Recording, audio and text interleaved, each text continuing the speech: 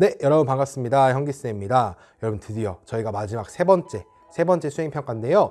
세 번째 수행평가는 여러분한테 말씀을 드린 대로 심폐소생술, CPR에 대해서 배워보려고 합니다. 먼저 이번 주 세 번의 체육 시간 동안에는 상황별 응급처치에 대해서 알아볼 거예요. 여러분들이 학교에서 충분히 경험해 볼 수 있는 응급 상황에 대한 처치 방법들을 알아보려고 하니까요. 정말 유용하고 여러분들이 언제든지 쓸 수 있는 거니까 집중해서 들어주시기 바랍니다. 그리고 다음 주 세 차식 동안의 수업 동안에는 CPR에 대해서, 심폐소생술에 대해서 과정과 방법을 배우고 수행평가 영상을 찍어서 제출하는 방식으로 마무리를 하려고 합니다. 그럼 오늘은 상황별 응급처치에 대해서 첫 번째 시간을 가져보도록 하겠습니다. 오늘과 금요일 4교시 수업 이 두 번 동안 영상을 할 거고요. 금요일 5교시 때는 여러분들이 퀴즈를 풀면서 이번 주에 배운 응급처치 상황에 대해서 총 정리를 해보도록 하겠습니다. 그럼 먼저 오늘 상황별 응급처치 1편으로 한번 가보시죠. 네, 여러분 바로 그러면 상황별 응급처치 1 시작하도록 하겠습니다.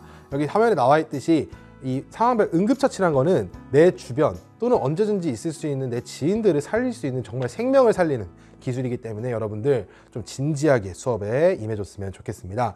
첫 번째 페이지로 가볼게요. 자, 오늘의 수업은 두 가지인데요. 첫 번째 운동상해. 상해라고 하면은 다친다고 생각하면 돼요. 운동할 때 다치는 것, 그리고 그 운동상해가 발생했을 때 어떻게 응급처치를 하는가, 이 두 가지가 주요 중점입니다. 자, 그래서 오늘 학습 내용 첫 번째, 운동상해의 원인을 알고 예방과 치료 방법을 알 수 있다. 이게 첫 번째 학습 목표고요. 자, 두 번째, 그러면 운동상해 시에 이 응급처치 방법에 대해서 알 수 있다가 두 번째 학습 목표입니다. 이 두 가지 학습 목표 꼭 기억에 남겨두시고 수업 들어가 보도록 하겠습니다. 자, 먼저 그 전에 우리가 항상 안전이 제일 중요하죠. 그래서 쌤들이 여러분들이랑 체육 시간 전에 준비 운동도 하는 거잖아요. 운동을 하기 전에 가장 중요한 게 뭐라고 하죠? 그죠? 항상 우리가 강조하는 것처럼 바로 준비 운동입니다. 준비 운동은 운동 상해를 줄여줄 수 있는 최고의 예방법입니다. 사실 테이핑, 어떤 보조 기구들 이런 것도 많이 출시가 되고 여러분들의 운동을 도울 수 있는 그런 기구들이 많이 출시됐지만 그런 거 말고 그냥 정말 아무것도 없이 간편하게 여러분들의 부상을 최소화할 수 있는 건 준비 운동밖에 없어요. 그래서 우리가 항상 체육 시간에 준비 운동을 하고 있죠. 그래서 운동 상해를 줄여줄 수 있는 최고의 예방법이라는 거 기억하시기 바랍니다. 준비 운동에도 원칙이 있어요. 여러분이 하는 거를 한번 생각해 보시면 돼요. 항상 쌤이 어디부터 시작하죠? 그래서 손목, 발목, 그리고 무릎, 허리, 어깨 순으로 올라오죠. 즉 심장에서 먼 곳부터 가까운 곳으로 온다는 거예요. 근육이 정말 갑자기 놀라지 않도록. 그 다음에 큰 근육, 이런 손가락 더 말단 근육보다는 허벅지, 골반 또는 어깨처럼 큰 근육부터 작은 근육 순으로 가게 되고요. 준비 운동할 때 처음부터 갑자기 100m 달리기를 한다든지 이러지 않잖아요. 가볍게 조깅을 하다가 원래 본 운동으로 들어간다든지 이런 식으로 가벼운 운동을 먼저 하고 강한 운동으로 준비 운동을 한 다음에 마무리, 이제 예를 들어서 팔벌려 뛰기라든지 가볍게 한 바퀴 운동장을 돈다든지 가벼운 운동으로 준비 운동을 마무리하도록 합니다. 자, 운동 상해란 아까 말했다시피 다치는 거라 했어요. 운동 상해는 운동 연습이나 경기 중에 여러분들이 입게 되는 신체상의 부상을 의미합니다. 자, 외부 충격, 넘어지거나 누구랑 부딪히거나 공에 맞는다거나 이런 외부 충격으로 근육, 뼈, 인대, 관절 등에 발생하는 걸 운동상해라고 합니다. 운동상해를 예방하기 위해서 당연히 아까 말했던 것처럼 준비 운동이 가장 중요하겠죠. 근데 그건 이외에 자기 신체 상태를 점검하고 준비 운동을 당연히 철저히 해야겠죠. 자기 신체 상태란 여러분들이 발목을 다친 지 또는 손목을 다친 지 한 달도 되지 않았어요. 근데 너무 운동이 하고 싶어서 운동을 한다든지 이런 자기의 신체 상태가 운동에 부적합한 상황인데도 과도하게 운동을 하다 보면 당연히 운동상해를 입게 될 수 있습니다. 그리고 항상 자기 능력에 맞게 운동량을 정해야겠죠.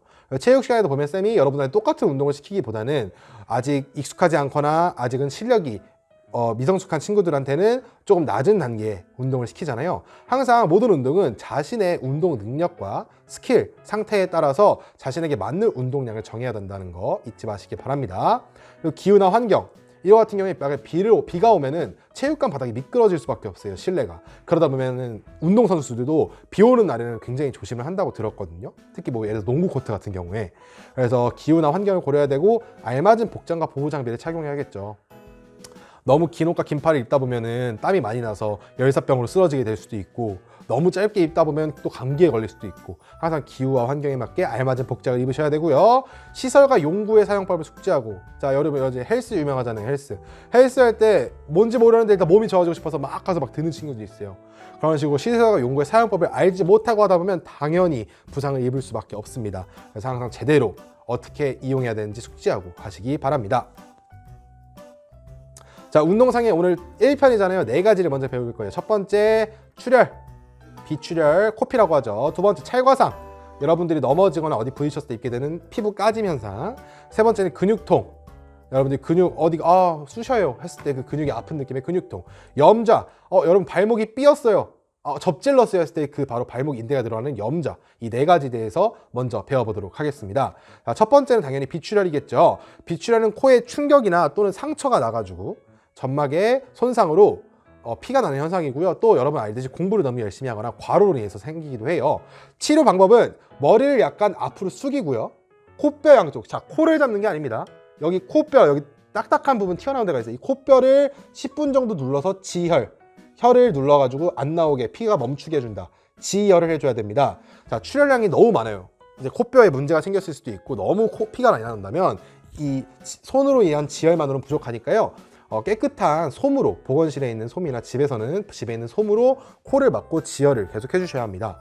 자, 여러분 항상 끝나지 않은 논쟁이 있어요. 자, 코피 났을 때 난 젖혀야 되는데, 우리 엄마가 젖혀야 된다 했는데, 또는 숙여야 된다는데, 이 2가지가 있어요. 자, 들어야 할까요? 젖혀야 할까요? 정답은 코피를 흘렸을 때는 올바른 자세가 왼쪽에 있죠.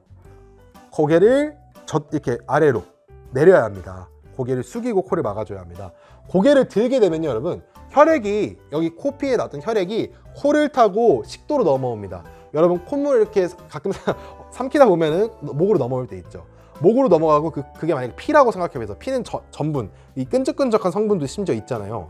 이게 목으로 넘어가고 그 다음에 폐 또는 기도를 맞게 될 수도 있어요. 여기서 굳어서 코피 굳는 거 본 적 있죠. 기도를 맞게 될 수도 있고 폐로 들어가면 이게 폐렴 발생의 원인이 될 수 있다고 해요. 절대 젖히지 말고 반드시 고개를 숙이고 코뼈 양쪽을 지그시 눌러서 지혈, 피를 멈추게 해주시면 됩니다. 자, 여기까지 비출혈이었고, 자, 두 번째, 외상, 외부에 의한 상처가 생기는 거, 찰과상이라고 하죠. 자, 피부가 심하게 마찰하거나 땅에서 넘어지거나 긁혀서 생기는 것으로 출혈은 너무 심하진 않을 거예요. 상자에 요즘 뭐 메디폼 이런 것처럼 바르기도 하잖아요. 근데 이게 세균에 감염될 수 있기 때문에 항상 대처를 해야 합니다.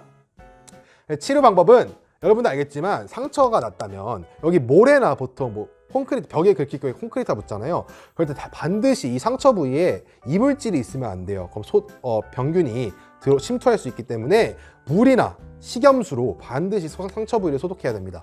학교에서 같은 경우에는 보건실에 가서 할 수 있겠죠. 그래서 물이나 식염수로 상처 부위를 소독하고요.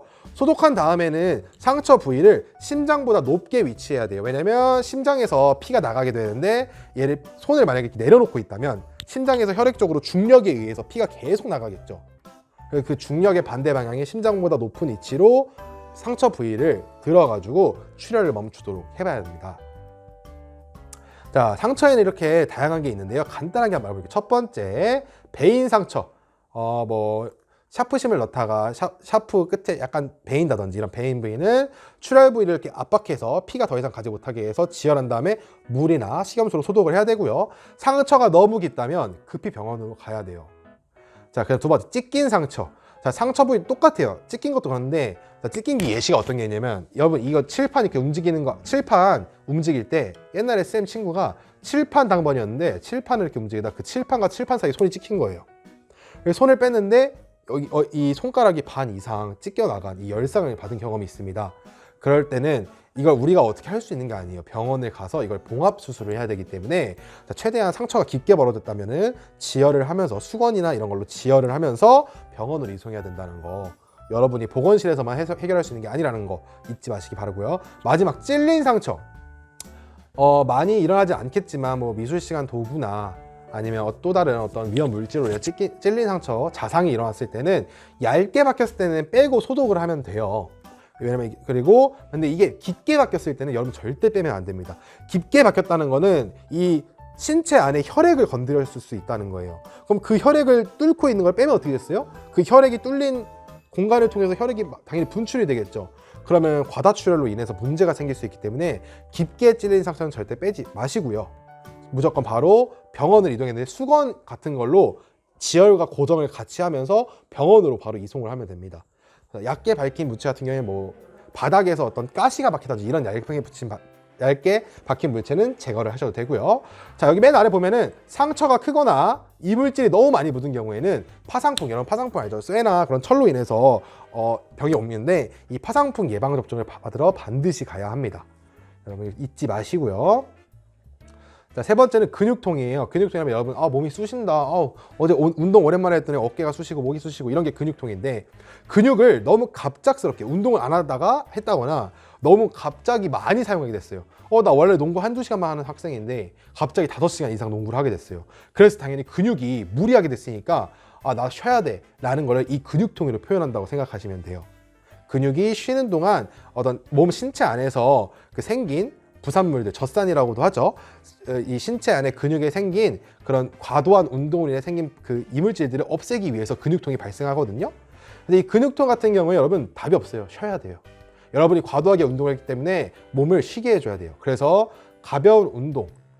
자, 여러분 이제 근육통이 왔을 때 그런 게 있어요. 그냥 집에서 누워 있어야 되나? 근데 과학적 결과로는 정말 가벼운 운동을 함으로써 근육을 계속 활동하게 해주면은 근육통을 더 효과적으로 없앨 수 있다는 과학적 연구가 있어요. 근데 이 운동을 내가 농구하다가 근육통이 왔는데 농구를 또 몇 분 동안 해. 그럼 당연히 안 되겠죠. 당연히 가벼운 운동, 걷기나 집에서 요가, 스트레칭을 함으로써 근육을 좀 더 부드럽게 나 좀 쉬었지만 조금씩 운동할게 라고 계속 메시지를 주면서 휴식을 취하는 게 좋습니다. 그리고 마사지, 온찜질, 아픈 부위에 따뜻한 물체를 수건으로 감싸서 올려놓으면 근육이 이완, 근육이 이게 풀어진다고 하죠. 근육이 풀어져서 근육통을 많이 없앨 수 있기도 합니다. 무엇보다 가장 계속 중요하게 강조하지만 준비 운동과 마무리, 정리 운동이 가장 필요하다는 거. 준비 운동과 정리 운동은요, 여러분 유튜브나 여러분들 책을 교과서를 통해서 충분히 접할 수 있어요. 여러분만의 준비 운동과 정리 운동을 간단하게 3-4분 정도, 5분 정도로 만들어서 항상 매 운동 때마다 쓰시면 훨씬 근육의 피로도를 낮출 수 있습니다. 자, 마지막은 염좌예요. 여러분들이 가장 아파하는, 자주 생기는 건데, 발목 뭐 축구하다가 또는 농구하다가 발목이 접질러가지고 인대, 발목을 지탱하고 있는 인대가 늘어나거나 찢어진 상태를 염좌라고 하는데요. 원래 발이 이 정도만 움직여야 된다면 염좌 같은 경우 관절이 너무 이렇게 확 꺾인다고 하잖아요. 이 발목을 예로 들면 발목이 원래 움직일 수 있는 가동 범위, 움직일 수 있는 범위보다 더 과도한 범위로 움직여져서 그 순간에 인대가 확 늘어나 버린다는 거예요. 원래 인대가 이렇게 있으면 얘가 이 정도만 움직여야 되는데 과도하게 가다 보니까 이게 늘어난 거죠. 이런 상태를 염좌라고 하고요. 붓기도 하고 심한 경우 피멍이 들기도 하고요. 굉장히 아픕니다. 그래서 항상 준비 운동을 당연히 열심히 하셔야 되고요. 자, 치료 방법에는 간단한 경우에는 오른쪽에 나와 있듯이 라이스 요법이라는 걸 사용하면 돼요. 이제 근육이 다친 거를 풀어주는 건데 이건 다음 장에서 알아보도록 하고요. 심한 경우에 당연히 병원에 방문해서 반깁스를 한다든지 또는 물리치료를 지속적으로 받을 수밖에 없습니다. 그러면 간단하게 우리가 집에서 스스로 염좌 시에 치료할 수 있는 라이스 방법에 대해서 한번 알아보도록 할게요.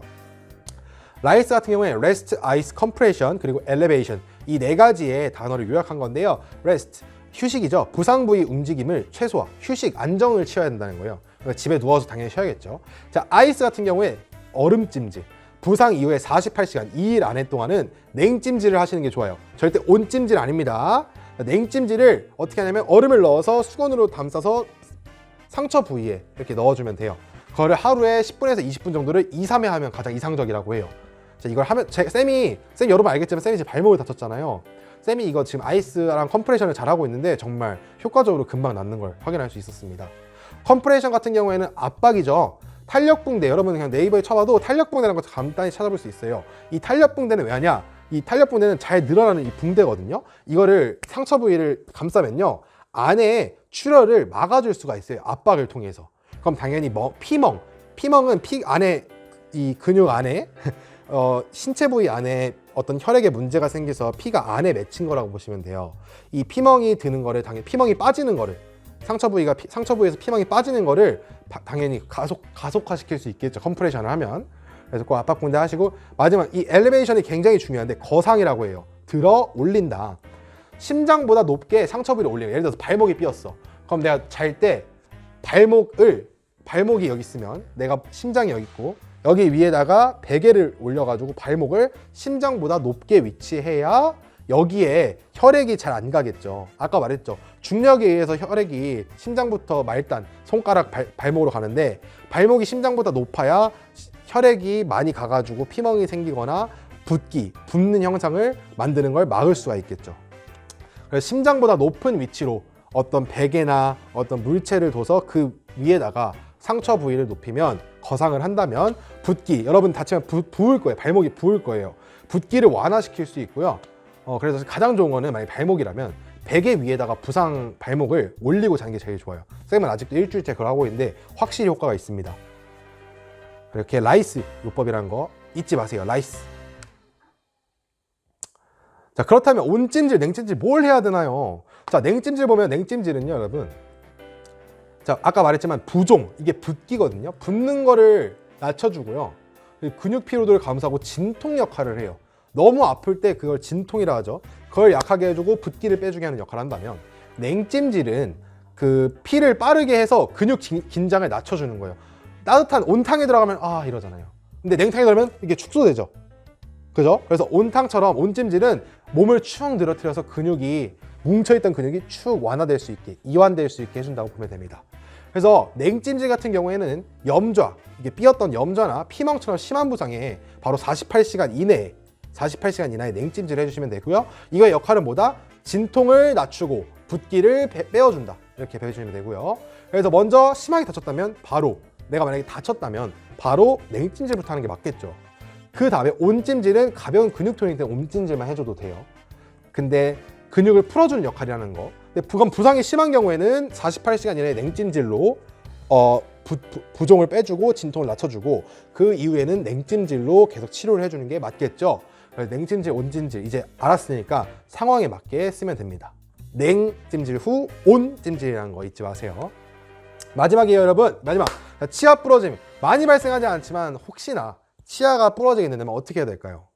치아는 일단 부러진 치아가 있다면 이걸 물에다 가볍게 씻어서 병원에 같이 가져가는 게 제일 좋습니다.